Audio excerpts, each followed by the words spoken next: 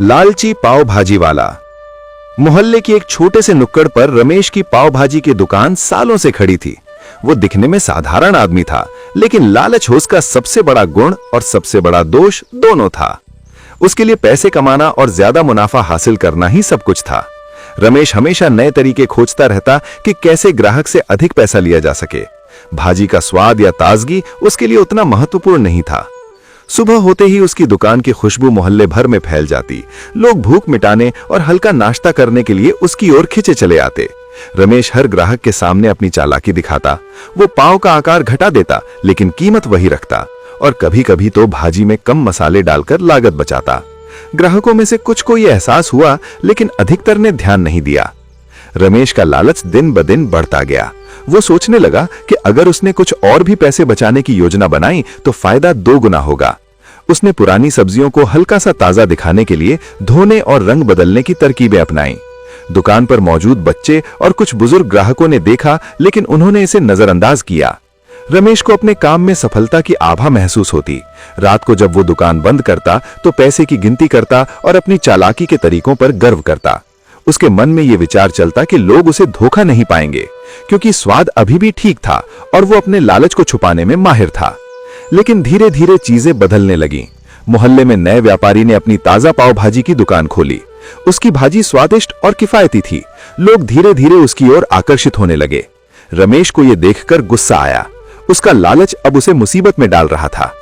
वो सोचने लगा कि उसे कुछ करना होगा ताकि ग्राहक वापस उसकी दुकान पर आए।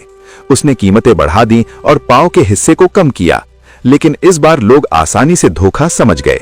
शिकायतें आने लगीं और रमेश की लालच ने उसे अकेला कर दिया। रात के समय दुकान के भीतर रमेश अकेला बैठा हिसाब किताब देख रहा था। उसे एहसास हुआ कि लालच का परिणाम केवल नुकसान ही हो सकता है। उसने याद किया कि कैसे उसने स्वाद और गुणवत्ता की बजाय केवल मुनाफे को महत्व दिया। उसकी आंखों में पछतावे की चमक थी, लेकिन दिल में एक अजीब प्रकार का आत्मविश्वास भी था कि कहीं न कहीं उसकी चालाकी काम आएगी। मोहल्ले के लोग अब धीरे धीरे उसके पास कम आते। रमेश के दुकान का माहौल बदल गया।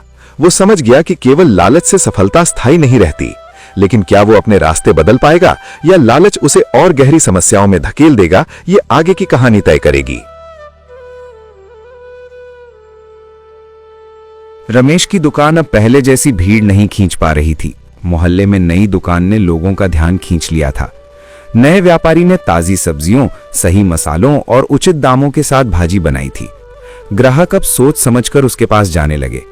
रमेश को यह देखकर गुस्सा आया, लेकिन उसके लालच ने उसे संयमित रहने नहीं दिया। उसने सोचा कि वो भीड़ लौटाने के लिए अपनी चालाकी बढ़ा सकता है। उसने पाव के दाम बढ़ा दिए और परोसने वाले हिस्से को और छोटा कर दिया। भले ही स्वाद पहले की तरह था, लेकिन ग्राहक अब महसूस कर रहे थे कि उन्हें कम मिल रहा है और अधिक पैसे देने पड़ रहे हैं। मोहल्ले के बुजुर्ग और नियमित ग्राहक धीरे धीरे कम हो गए। रमेश ने अपने लालच के कारण यह भी नहीं देखा कि नया व्यापारी अपनी भाजी में ताजगी और सफाई का पूरा ध्यान रख रहा था। ग्राहक अब केवल स्वाद ही नहीं, बल्कि गुणवत्ता और ईमानदारी को भी महत्व देने लगे थे। धीरे धीरे रमेश की दुकान में खाली सीटें और सुनसान माहौल बढ़ने लगा। कुछ दिन बाद मोहल्ले के एक ईमानदार दुकानदार ने रमेश को चेतावनी दी। उसने कहा कि यदि वो अपने काम में ईमानदारी लाए और ग्राहकों को विश्वास दिलाए तो फिर से भीड़ लौट सकती है। लेकिन रमेश ने उसे अनसुना कर दिया। उसके मन में सिर्फ ये विचार था कि कैसे थोड़े से बदलाव से मुनाफा बढ़ाया जा सके। रमेश की लालच की आदत उसे पहले से और अकेला कर रही थी। दुकान पर मौजूद कुछ पुराने ग्राहक धीरे धीरे उससे दूरी बनाने लगे। मोहल्ले के लोग अब नया व्यापारी पसंद करने लगे, क्योंकि वहां ताजगी और सही दाम दोनों थे। रमेश ने महसूस किया कि केवल पैसे की लालसा से व्यापार टिक नहीं सकता। रात के समय दुकान बंद होने के बाद रमेश अकेले बैठा पैसे की गिनती करता और अपनी चालाकियों पर गौर करता। लेकिन अब उसे समझ में आ रहा था कि उसकी तरकीबें काम नहीं कर रही हैं। लालच ने उसे असफलता के करीब ला दिया था। उसके मन में हल्का डर और चिंता पैदा हो गई। वो सोचने लगा कि क्या उसका लालच ही उसे हमेशा नुकसान पहुंचाएगा। उसने याद किया कि पहले वो ग्राहकों की संतुष्टि और ताजगी पर ध्यान देता था। अब वही रास्ता उसे फिर से सफलता दिला सकता है। लेकिन क्या रमेश अपने स्वभाव को बदल पाएगा या वो फिर से लालच की ओर लौट जाएगा? ये सवाल उसके लिए बड़ी चुनौती बन गया था। मोहल्ले में धीरे धीरे ये चर्चा होने लगी कि रमेश की दुकान अब पहले जैसी भरोसेमंद नहीं रही। लोग नए व्यापारी के पास अधिक जाने लगे और रमेश की असफलताएं उसके लालच का परिणाम बन गई। अब उसके लिए यह तय करना जरूरी था कि वो अपनी गलती सुधार कर ईमानदारी और मेहनत से ग्राहक लौटाने की कोशिश करेगा या अपनी लालच की आदत में फंसकर हमेशा पीछे रह जाएगा। रमेश की आंखों में चिंता थी, लेकिन साथ ही थोड़ी उम्मीद भी। ये समय उसकी सोच और निर्णय का मोड़ था। मोहल्ले की दुनिया बदल रही थी और रमेश के सामने अब विकल्प था, लालच की राह पर रहना या ईमानदारी और मेहनत से फिर से अपनी पहचान बनाना।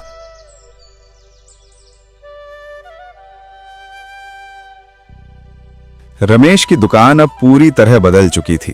सुबह की भीड़ अब आधी रह गई थी और मोहल्ले के लोग धीरे धीरे नए व्यापारी की ओर आकर्षित हो रहे थे। ये स्थिति रमेश के लिए एक चेतावनी बन गई थी।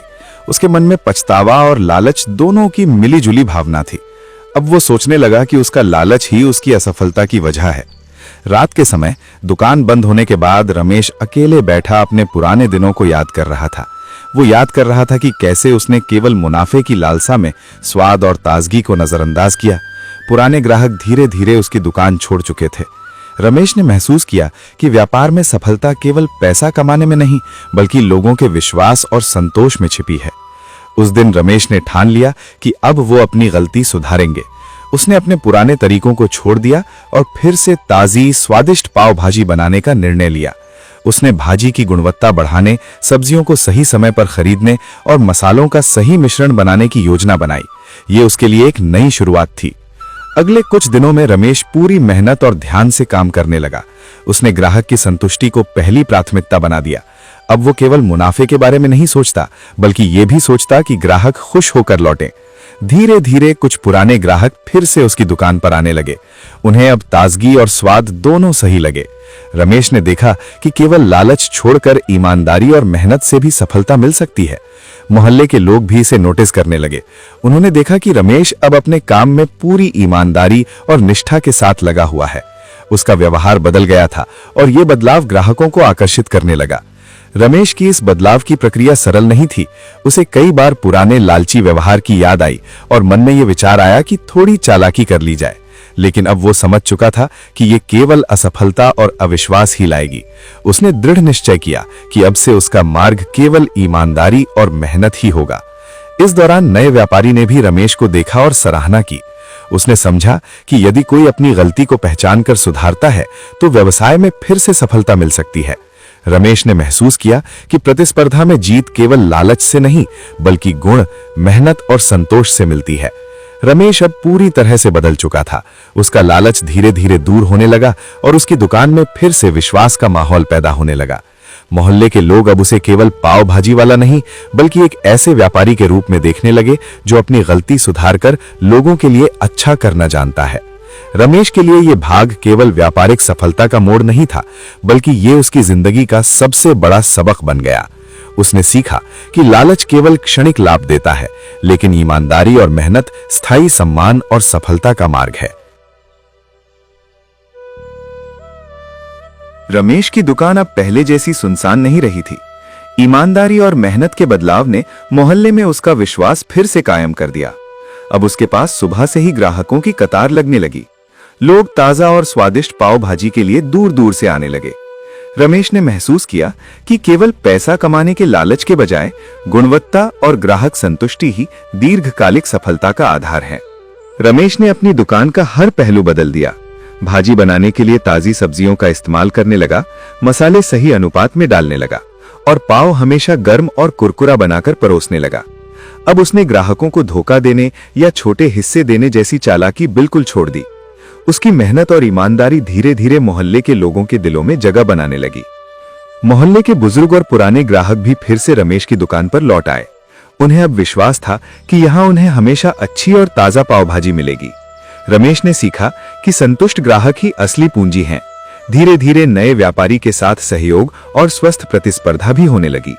ये अनुभव रमेश के लिए बहुत बड़ा सबक बन गया। रमेश अब अपने लालच को पूरी तरह छोड़ चुका था। उसका नजरिया बदल गया था।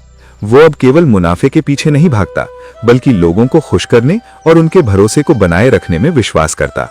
उसकी दुकान अब केवल पाव भाजी का केंद्र नहीं रही, बल्कि मोहल्ले में ईमानदारी और मेहनत का प्रतीक बन गई। रमेश ने महसूस किया कि बदलाव आसान नहीं था। पुरानी आदतों और लालच को छोड़ना कठिन था, लेकिन मेहनत और धैर्य से वो संभव हो गया। अब वो ग्राहकों के प्रति आदर और सम्मान का व्यवहार करता और यही रवैया उसकी दुकान को फिर से सफलता की ओर ले गया। मोहल्ले के लोग भी रमेश के इस बदलाव की सराहना करने लगे।